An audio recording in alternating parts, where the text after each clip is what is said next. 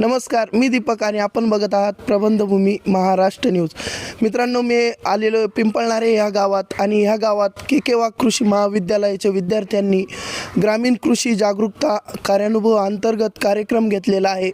तरी ह्या कार्यक्रमाचे नियोजन कसे करणार आहे हे आपण त्या विद्यार्थ्यांकडून जाणून घेऊया. दादा नमस्कार. नमस्कार. काय नाव आपलं? माझं नाव मुकेश जाधव. दादा, या कार्यक्रमाचा उद्देश काय आणि तुम्ही कार्यक्रम कशा प्रकारे घेणार आहात? सर, मग जर कार्यक्रमाबद्दल सांगायला गेलं तर सर्वप्रथम मी माझी ओळख करून देतो. मी के कृषी कॉलेजचा अंतिम वर्षाचा विद्यार्थी. आज आम्ही हे रावेच्या अंतर्गत या गावामध्ये आलेलो आहे. आम्हाला गावाने वेगवेगळे गाव अलॉट केलेले आहे. त्यामध्ये आमचं हे 3 महिन्याचं काम आहे. सर्व या 3 महिन्यामध्ये आम्ही गावामध्ये वेगवेगळ्या प्रकारचे डेमो घेणार आहेत. गावातल्या लोकांना वेगवेगळ्या नवीन टेक्नॉलॉजींबद्दल आम्ही त्यांना जागरूकता निर्माण करणार आहेत. त्याचाच एक मुख्य भाग म्हणजे आजचा आमचा रूरल पार्टिसिपेटरी प्रोग्राम आहे. त्यामध्ये त्या अंतर्गत आम्ही लोकांना एकजूट करून लोकांकडून आम्ही गावाची माहिती काढत असतो. याचा एक महत्त्वाचा उद्देश असा की आम्हाला त्यानुसार गावाचं आणि आमचं ओळख जास्त होते. त्याच प्रकारे एक इंटरॅक्शन जे राहतं गावातल्या लोकांसोबत, जे आता आम्ही 2.5 महिन्यात वेगवेगळे कामं करू.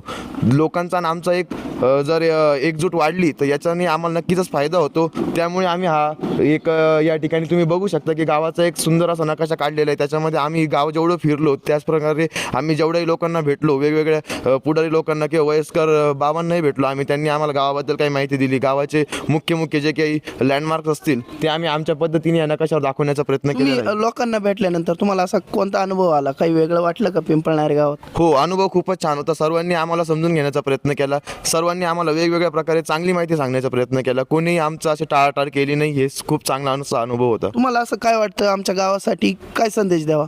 संदेश एकच राहणार आहे की युवा पिढीने शेतीसाठी जास्त आलं पाहिजे. आता आम्ही आमचे युवक आहे, आम्ही शेतीमध्ये आलो. आमच्यातले बरेचसे जण डिग्री करून सुद्धा शेती करण्याच्या तयारीत आहेत.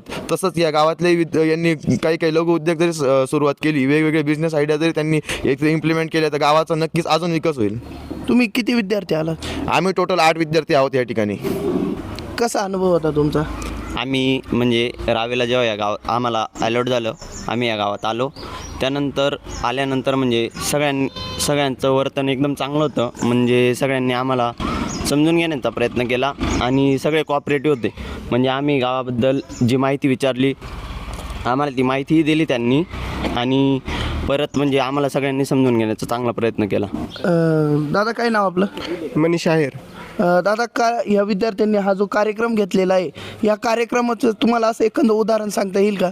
हां, नक्कीच. मी यांच्या कॉलेजचं मी आभारी की यांना या गावाची निवड करून दिली. तर काल यांनी सॉईल सॅम्पलचं कार्यक्रम घेतला.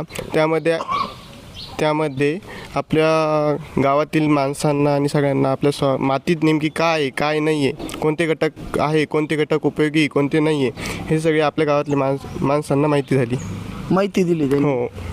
अजून या कॉलेजने आपलं गाव हे निवडलं आणि या विद्यार्थ्यांनी आपल्या गावाचा नकाशा काढला. या नकाशाबद्दल काय सांगा? हा, नक्कीच.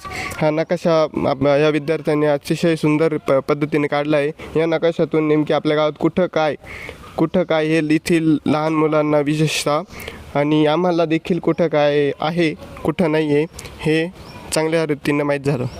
तर नमस्कार दादा. नमस्कार. काय नाव आपलं? शंकर पाटील. तर या विद्यार्थ्यांनी हा कार्यक्रम कॉलेजने गावात निवडून दिला आणि या विद्यार्थ्यांनी हा कार्यक्रम घेतला. या कार्यक्रमातून तुम्हाला काय अनुभव आला?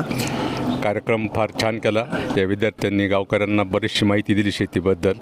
आणि हे गाव तसं पहिल्यापासून बागायती असल्यामुळं पूर्वी तर फार पानमळे होते. आता पानमळे जाऊन द्राक्ष बाग आले.